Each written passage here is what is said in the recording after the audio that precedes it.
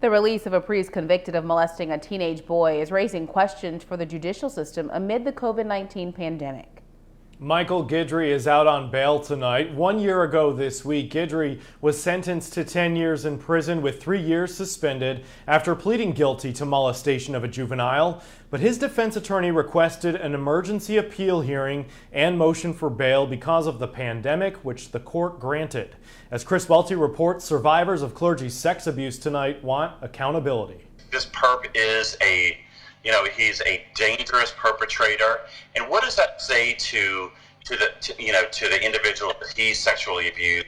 I don't care how long ago it was. Kevin Bourgeois, a survivor of clergy sex abuse, is a volunteer leader of the Survivor Network of Those Abused by Priests, or SNAP, in New Orleans. He is disturbed that convicted priest Michael Guidry is out on house arrest. What that does, it sends a message to survivors who have the courage to come forward that their life is not as important as the sex offender's life is. Prosecutors objected to Guidry's release. It's highly unusual that a convicted felon for child molestation would be given house arrest pending an appeal. Criminal defense attorney Tommy Gilbo, who is not representing Guidry, says although the release is unusual, he thinks the judge made the right call given the pandemic. You have to release these people at this time in good faith, or you may be condemning them to die in a petri dish full of COVID-19.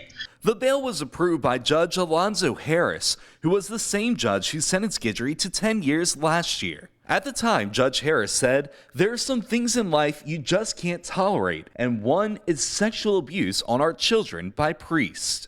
I don't have any compassion towards child sex abusers. I'm sorry.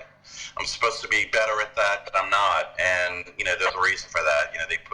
They put children to hell and then lived a lifetime of living in secret. And if here's one priest that's behind bars, he should stay behind bars.